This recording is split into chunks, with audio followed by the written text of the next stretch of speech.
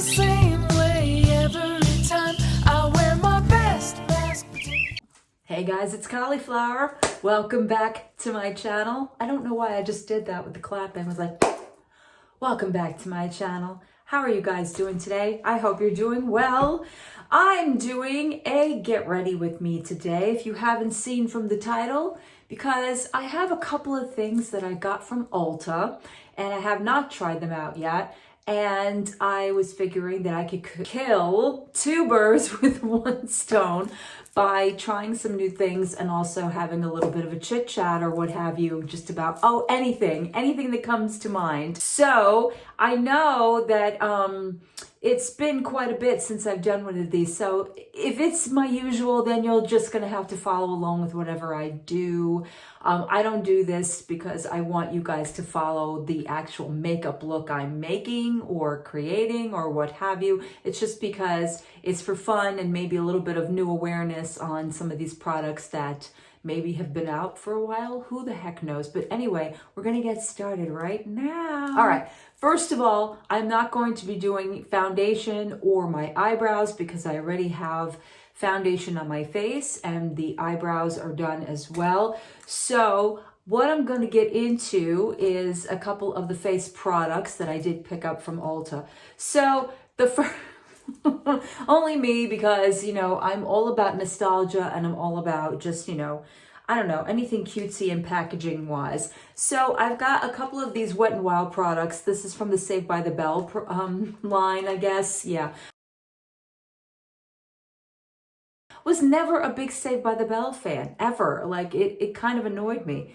I don't know. But anyway, so we've got the Nerd Alert blush and I'm assuming like highlighter packet. And then we have the Bayside Cheerleader mascara. We're going to see how that works out.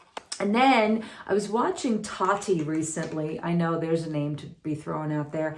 And she did a video about drugstore below $5 that was good. So I was all about that. And I picked up two of these.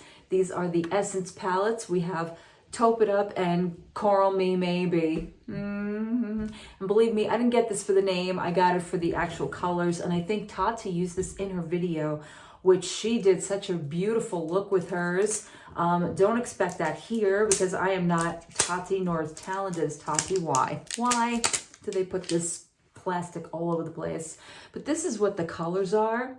And I know it's your basic, but it really looks so pretty on her eyes, like some of the specific colors that she used. I think it was this one right here. It was just so pretty. This like shimmery coral, or this one right next to it. This one. Yeah, I think it was this one. I don't know. It was just really pretty. But then we have Taupe It Up. So, I mean, if this goes wrong, we always have less. And then the last thing is nothing new. This is not new at all, in fact. This is from I Heart Revolution. This is their Donuts palette. And I have been kind of, you know, back and forth with I Heart Revolution with their stuff. Some of it's really good, some of it's really lousy. But if you're about the packaging, that is really cute. So that is what we've got. We've got, ooh, these are really cool colors too. Very fall-ish. Plastic off there. That red keeps calling my name. But yeah, so that's what we will be working with, and some other things that I'm just, you know, oh, we have these two as well. I'm sorry about that. The LA Colors, the Shocking Wear eyeliners, which I do believe I've used before on my channel. I do believe I have a couple of these colors, but I have them in these too. So I thought that would be pretty interesting, even though they probably won't even match anything I do. But anyway, let's get started. So like I said, I already did this. So with this Pacifica, which I got in Ipsy or BoxyCharm this month, the Glimmer Shimmer palette, because I really do like it. And I'm not looking to bronze or any of that nonsense. It's just not necessary. So what I've been doing is kind of just doing all over my face, and just do a couple of the areas where you normally would do the bronzing, because I like it for both. I know it's kind of weird to say, but, and yes, after I don't know how long, probably months now, I have a friend that decided to visit today, and Not happy about it, but we're going to go with it anyway, just to kind of ignore that it's even there. So, yes. And I really like this palette because it's not too much at all. Not too much, not too little. All I want. And yes, I am going to use the Wet n Wild on top of this because, like I said. So here we are. We're going to try the Nerd Alert from Wet n Wild. That's so cute. I have to say the packaging on this is very, very adorable. Obviously, we have Screech. Screech? Yes, Screech. May he rest in peace. And Lark Voorhees, which I forget her character's name, but yeah. But she's on there. And look at this. Look at how cute this is. Bubbles there that say something. Oh, sorry, Screech. Pick you up. Or pick you up 7-ish. All right, Screech. It's going to be okay. Okay, but yeah, I did a little light dusting with that Pacifica because it's really very, it's very, very subtle. It's not like a Vavau palette. So, I'm assuming you are a highlight. Are you a highlight? No, it's kind of a peachy. Anyway, you know what? I'm just going to go in with the peachy and kind of do a little bit more of the contouring over here. Just give it a little bit more of that. Yeah, see, there is a little bit of a sheen on that for a highlight, but that's okay. Where are we going? In any event, so that looks okay. All right, let's go with the blush side and see how that works out. Which blush on me these days just kind of disappears, which I've always had this dilemma no matter what blush I put on. It looks great when you put it on and then all of a sudden it just disappears and goes into the blush vortex with the rest of them. And I don't know why that is, but it just does. Okay, I'll do a little bit more. So again, and it has a very strange like book smell. All right. Well, you definitely could see the color. It's very coralish, like a brownie coral. Okay. So I like that. I like that. It's very, very, like I said, it's very subtle. I'm going to go back in with my Pacifica on the other side. Again, I know I use this. I like it underneath and I like it on top. That's just something I've been doing lately. Kind of highlighting underneath and highlighting on top. I don't know. I kind of just like the way it looks. And that's it. Okay. Yeah, see, I'm not about like taking a long time with my makeup these days. So, yeah, I've been doing a lot of I'm dying to have discussions with you guys about stuff. It's like just getting there, just getting started in everything, because it's been several months since I've had like a discussion video, just talking about things at random. Not so much about me, but just about things going on in general. We're talking things going on in the world, things going on YouTube, things going on, yeah, mainly on YouTube. So that's basically where I'll stay, is things on YouTube. Yeah, so without further ado of getting into any of that, I'm going to go in and we're going to try these palettes, these Essence palettes. Again, we can, hi, we're back. I've been interrupted now, and then I started to talk, and I wasn't filming myself, so we're gonna just continue. I just decided to go with the Essence Taupe It Up, so I'm in this color right here, this nudish color, and I was starting to discuss just, I guess, YouTube stuff. So I hate to give like a whole like preamble to what I'm talking about, but it seems to me that every time I come back to YouTube, there's always so much going on and it gets overwhelming to the point of you don't know which direction to talk about. I have so many opinions about things and just things that I want to say, and I go, where do you even begin? Because there's so much to talk about. So let's talk. I'm going to just try and touch upon the more recent things that I have been privy to, watching, keeping up with, following along, and just give you some of my opinions about that stuff, as if you need to hear any of that, but it's something to talk about, isn't it? All right, now I'm going to try and go into this grayish color right here, give it a little bit of a dimension up here. I have to say, so far, the Essence shadows are really, really nice. They always have been. I never really have too much of an issue with Essence, although I will tell you, I Heart Revolution and Essence seem to me like they come from the same company, even though they don't, because their packaging is very similar and some of their color stories are extremely similar, but you know, I enjoy both is what I'm trying to say. So where do I begin? Okay, so the recent thing today, the recent thing, because I can go on about 7-8 months worth of stuff that has gone on. The recent thing is Keemstar leaving YouTube. Oh boy. Okay, so if you're somebody who's been around as long as I have, I've been around probably as long as Keemstar, probably a few years, give or take, less. And I was never really a fan or really wanted to know much about what he did, because back when I was starting to do this stuff and I was trying to do more of the beauty related stuff, it was more, I was trying to stay away from all of the drama, the drama stuff going on. And his channel is named Drama Alert. So for me, I was like, yeah, no, not getting involved in that. Back when YouTubers actually cared if they were engaging in drama, which nowadays is like, that's like, you know, part of the regimen of YouTube. But anyway, so I never really engaged with Keemstar, not until much recently, because of just some of the things that this man puts out on Twitter or puts out on YouTube, or the things he says, or his podcast with FaZe Banks, which is called Mom's Basement. And I think I was more privy to it when Jeffree Star first went on his podcast, and that whole thing about him telling FaZe Banks about James Charles and the recordings and the voice recordings and all that stuff. So yeah, I wasn't really too up on Keemstar.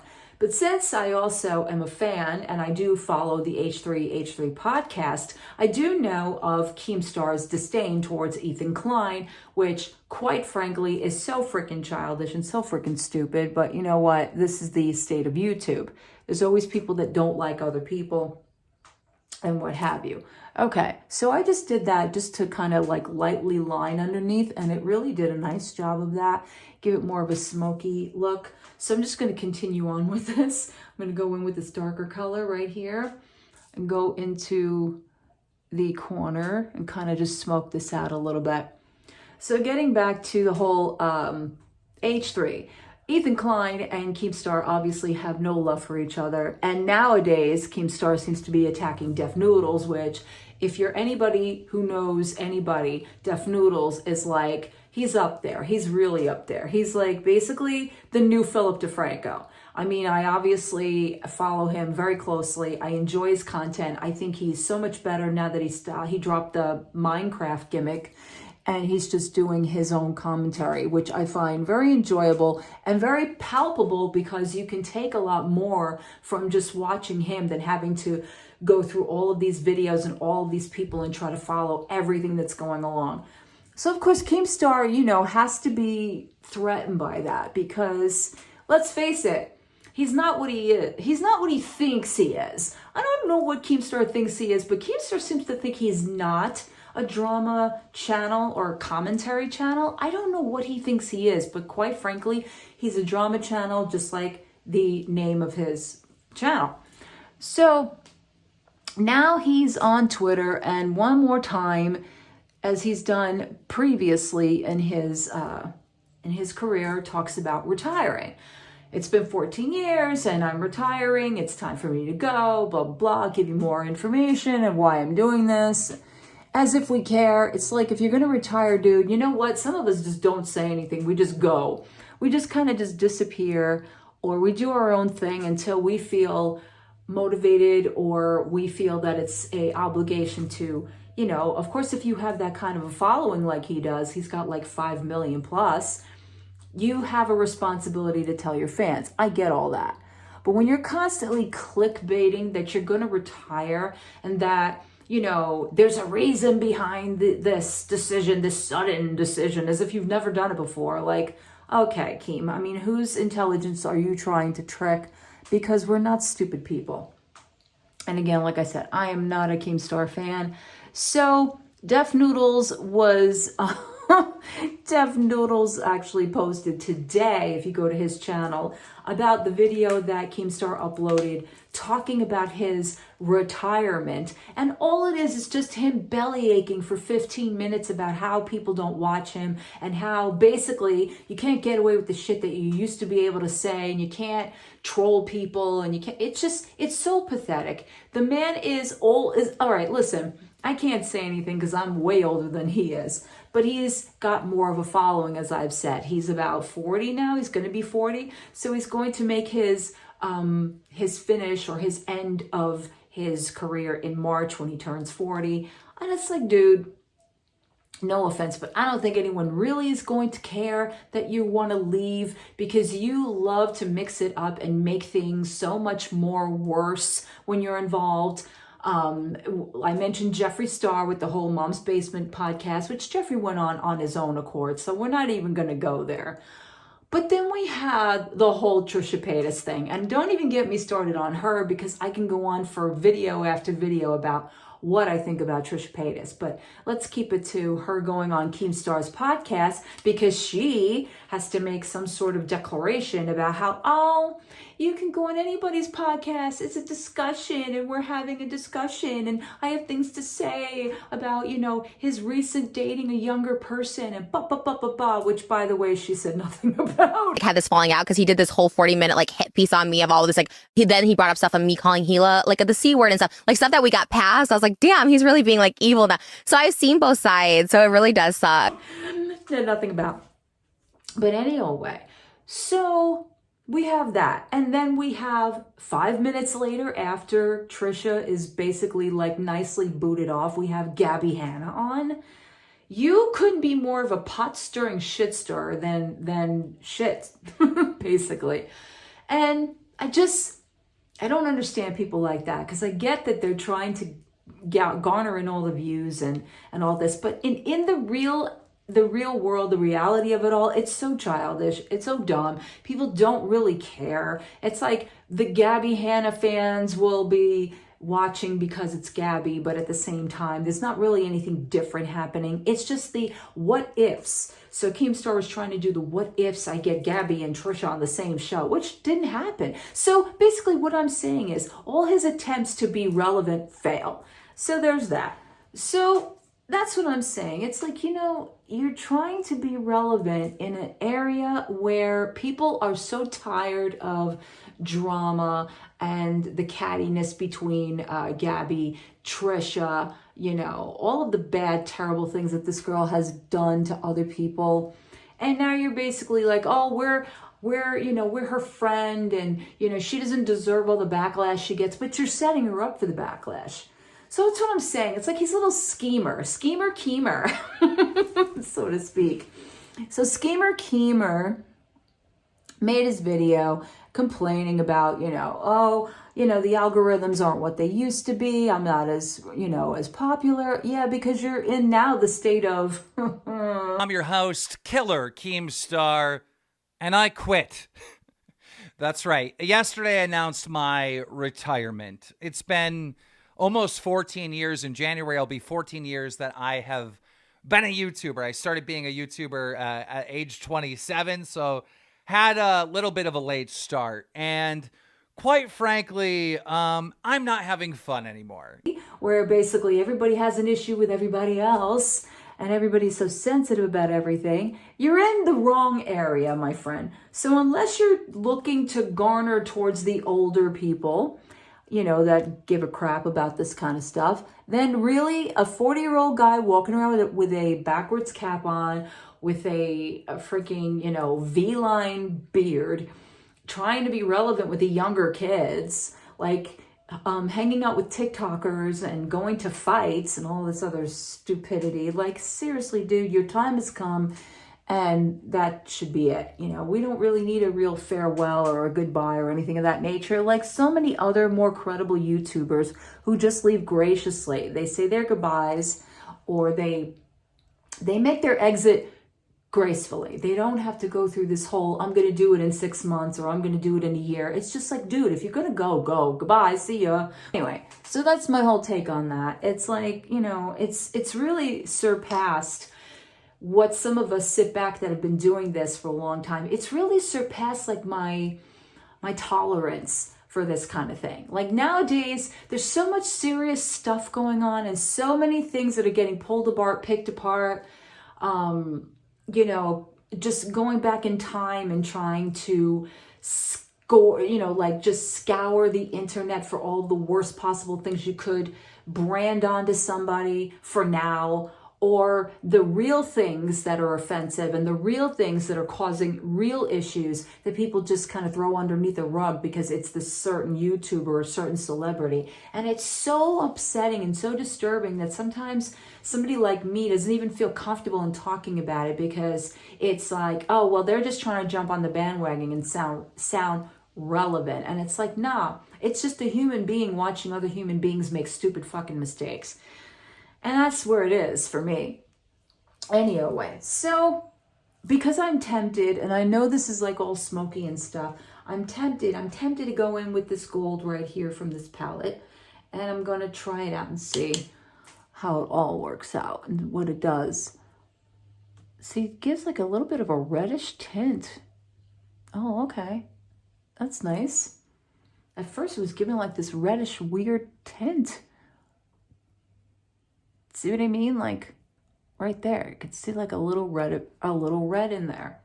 Not quite understanding why it's doing that, but anyway. And I know I have makeup underneath. I'm just gonna clean that up. But it's a little bit of fallout from the shadows, which is okay. But I do like the way these colors are going together. Okay, we're back after I just cleaned that up underneath my eyes because I was starting to look like Rocky Raccoon. So I decided to go in with this LA Colors Shockwave, yes. In this green color, which is really pretty if you look at it, like as a swatch.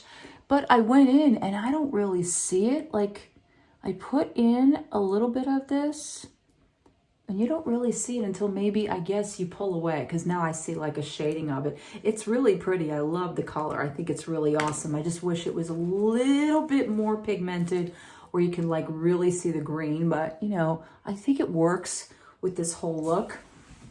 Okay, let's get into the Saved by the Bell Bayside Cheerleader mascara. All right, so that's Keemstar, and like I said, okay.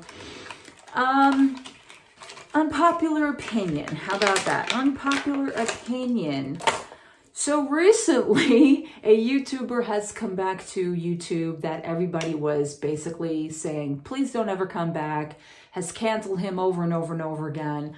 And with all, I understand why, and I'm not even part of the reason why anybody should not want him to come back or not forgive him. That is not even, like, I am not even going to, even trying to, like, go into that. But I am talking about Shane Dawson. Oh, this is really cute packaging right here. Just wanted to show you guys really quick. Shane Dawson made his return, and he did a conspiracy theory, or somewhat like his conspiracy theory. He was talking about ghosts and demons and things of that nature, you know, demons that follow him and his new house in Colorado and why he moved out from LA. And he made an apology in that video, kind of like what they all do, these YouTubers do, what they all do. They culminate this timeline of all of this time away. It's been what, 2 years or a year and a half, and I've had all this time to look over all of the things and, you know, not go back and apologize for things I've apologized for already, and you know, you can accept it or not. And it's like, okay, great. Basically, he's saying that he's learned a lot about himself and there's growth there, and wait and see. Okay, so we'll leave that where it is. I don't really have too much to say about that. My whole thing is about the content that he came back with, which I'm not surprised because let's face it, he's all about that kind of genre where he wants to dive into the horror genre. He wants to dive into making documentaries. And I wish he would just stick to one thing. Like if you're going to make documentaries, make those documentaries along that same line instead of going from this person and that person. And then all of a sudden it's like a demon's in my house and, you know, spooky this and spooky that. But I will say that I did enjoy the attempt. I did enjoy the attempt at him coming back. I see kind of like where he's improved in his demeanor and in his way of going about himself. Is he 100% accountable with everything? No, I don't think he's there yet. I think he's made a lot of choices and he's grown a bit, but I don't think any YouTuber gets there. I don't think they ever really get there. I think they think that they do because they'll say like the chosen words that people want to hear about learning and about growth and about becoming a better person. But do they really understand how it needs to be applied? So I'm not really certain he understands that part of it because, of course, you can make content that has nothing to do with all the past content that you were making that got you canceled in the first place. But you can still be offensive to people that feel the way they do about you because they're not really seeing how you're applying that in the area that it needs to be applied. So that's how I feel about that. But I respect the attempt. You know, I like him. I will probably, you know, I will never make excuses or anything of that nature for anything he's ever done. I do like him. I do believe he's, you know, he's a good person. I think his comedy, unfortunately, was like it was for me when I was growing up. At the times, everything was about, you know, just trying to get the most out of people that you can by pushing the envelope. And I think what this generation doesn't understand is I'm from Gen X and I'm a proud Gen Xer. And we have seen a lot and we have gone through a lot, through transitions of things, through things that were kind of like, are you kidding me then? But people didn't really do much about it. And nowadays it's like, let's go back in time and pick through all those things that they never did anything about, which I have respect for. And at the same time, I'm kind of like, nah, you don't understand. It was the time. And I know that's simplifying it by saying, oh, it was just the time, it was just the time. But it really was. And you had to have lived through that to really get what that means, that statement means. So as far as his humor was concerned, bringing that stuff into the 2000s was in complete poor and complete bad taste and really not funny whatsoever. If he was around in, you know, back in my day when I grew up with people like Richard Pryor, Eddie Murphy, you know, Jerry Lewis, you know, going back and going further back into comedians that all they did was poke fun at each other. All they did was make fun of everything, because it was all up for grabs. That's what comedians do because this is their art. Just like a painter will paint something that is not exactly aesthetically correct to what we think, they'll paint it in their own form. Just look at a Picasso, look at a Van Gogh, look at, you know, Monet. It's all painted in forms of what they see because that's their art. The same thing with people who draw, the same thing with people who sing. Everybody has different takes on things. So unfortunately, people don't always get what you mean.